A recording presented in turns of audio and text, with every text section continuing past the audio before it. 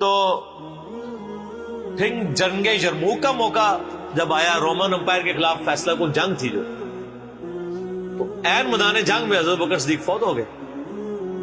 حضرت عمر نے پہلا ڈیسیژن یہ کیا کہ خالد بن ولید کو آرمی چیف کے عہدے سے معزول. ہائے ہائے سر، بالکل آپ آخری اوور چل رہے ہو اور آپ کا جو پلیئر سینچری مارو، آپ اس کو کہیں اس کو واپس آ جاؤ اور ایک نیا پلیئر بھیج دیں. جو کریز پہ سیٹ تھا اس کو آپ واپس بلا لو. یہ وہ شخص کر سکتا ہے جس کا خدا پہ یقین ہو. تو اور آپ کو پتہ ہے حضرت عمر کے رشتہ دار تھے قریبی، انہی کے قبیلے سے تھے حضرت خالد بن ولید. حضرت خالد بن ولید کو پتا تھا کہ یہ اگر عمر خلیفہ بنے گا نا تو پھر میرا معاملہ پہلے ہوگا. اور وہی ہوا، ابو عبیدہ ابن جراح کو بنا کے بھیج دیا.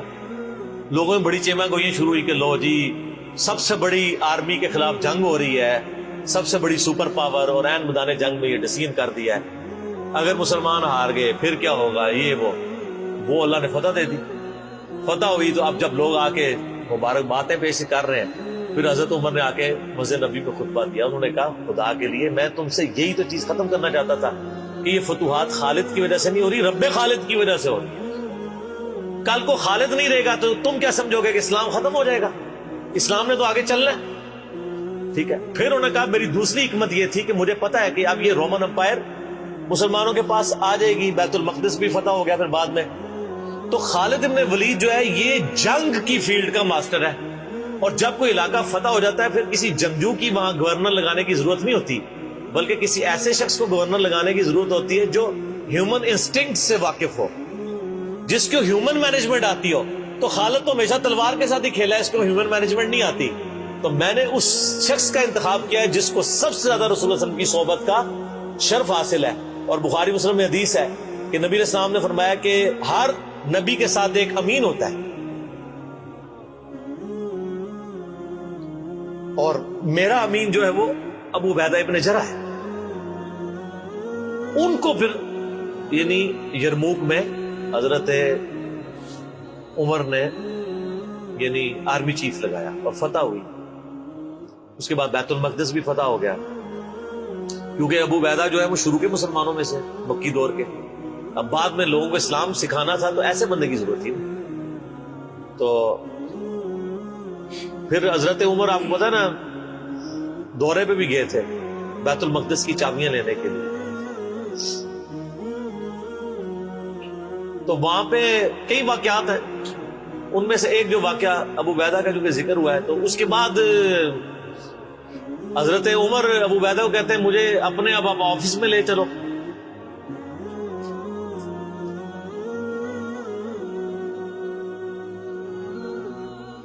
دنیا کی سب سے بڑی سپر پاور فتح کی ہو جس بندے نے، آپ سمجھیں کہ ایک بندے نے امریکہ فتح کیا ہے، کسی جنرل نے، واشنگٹن ڈی سی میں اس کا آفس تو ہونا چاہیے.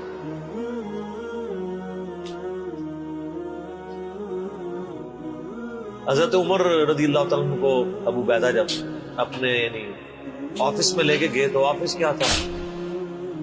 اسی قلعے کا ایک پرانا سا کمرہ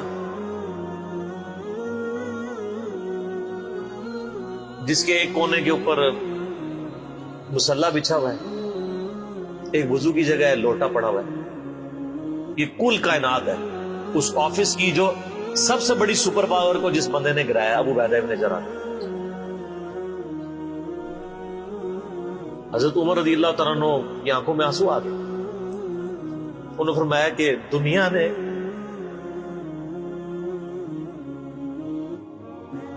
ہر بندے کے اوپر اپنا اثر چھوڑا ہے سوائے ابو عبیدہ ابن جراح کے. دنیا سے شکست نہیں دے سکی. دنیا سے مراد دنیا کی محبت. ہر بندے نے اپنا حصہ لے لیا. اس لیے آپ کو پتا ہے نا کہ حضرت عمر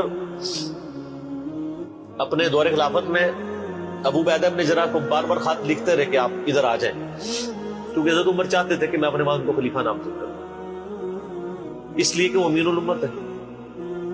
لیکن وہ پھر حضرت عمر کے دور میں طاعون کے مرض میں وبا جو پھیلی تھی شام میں، اس میں وہ پھر شہید ہو گئے. اور وہی ان کا پھر وہ قبر بن گئی. سر میرا سوال ہے کہ طاعون کا مرض آپ کو پتا ہے کہ کیا تھا؟ جسم پہ پورے پھوڑے نکلتے تھے کینسر کے. تو کیا حضرت ابو عبیدہ نے ذرا ناکام کیے دنیا سے؟ کیسا جی کوئی بندہ مرا تھا، بڑا نورانی چہرہ تھا، یہ تھا وہ تھا. ہر بندے نے اپنے بنائے ہوئے. ایک بندہ پھوڑوں کی تکلیف سے مرا ہے، بخاری مسلم کی حدیث ہے، جو طاعون کے مرض میں مرا وہ شہید ہے. تو وہ مرے تو بستر مرگ پہ ہے لیکن شہید ہے. اور دوسری طرف خالد بن ولید آپ دیکھ لیں، سینکڑوں جنگوں میں حصہ لیا انہوں نے، کسی ایک جنگ میں شکست نہیں کھائی، حتیٰ کہ جو کافروں کی طرف سے بھی غزوہ احد لڑی ہے اس میں بھی ان کو شکست نہیں ہوئی. جسم پہ حضرت خالد بن ولید کہا کرتے تھے میرے جسم کا کوئی حصہ نہیں جس پہ برچھی یا نیزے یا تلوار کا نشان نہ ہو. ظاہر ہے اتنی جنگوں میں زخم لگ جاتے، لیکن میں بھی آج ایک بوڑھے اونٹ کی طرح بستر مرگ پہ مر رہا ہوں. میں نے سینکڑوں جنگوں میں اپنی موت کو تلاش کیا لیکن موت نہیں آئی. اس کا مطلب ہے موت جو ہے وہ اس پہ ڈیپینڈنٹ نہیں ہے کہ آپ میدان جنگ میں گئے ہوئے. ان کو موت میدان جنگ میں اس لیے نہیں آنی تھی کہ وہ اللہ کی تلوار تھی، اللہ کی تلوار تو نہیں ٹوٹ سکتی تھی. تو ان کا آج میں بھی بوڑھے اونٹ کی طرح بستر مرگ پہ مر رہا ہوں. صرف میں تمہیں یہ بتانا چاہ رہا ہوں کہ موت کا میدان جنگ سے کوئی تعلق نہیں. ویسے تو مسلم شریف میں حدیث ہے جو شخص شہادت کی تمنا کے ساتھ اپنے بسترے پہ بھی مرا اللہ تعالیٰ اسے شہید ہونے کا ثواب دے دے. ہمیں نیت کرنی چاہیے. یہ حضرت خالد بن ولید کے شعر ہیں کہ میں بھی اگر موت میدان جنگ میں آتی تو مجھے آتی جس نے سینکڑوں مار کے لڑے ہیں. اور سر پیچھے بیٹھ کے نہیں آج کل کے جرنیلوں کی طرح، فرنٹ سے لیڈ کر. تو یہ ان کے اشعار آج بھی ان کا جو قبر یا مزار بنا ہے اس کے ساتھ ایڈجسنٹ مسجد کی دیوار کے اوپر یہ شعر لکھے ہوئے ہیں. آپ یوٹیوب پہ جا کے دیکھیں تو آپ کو مل جائے. فرنٹ سے لیڈ کر کے پوری زندگی لڑے.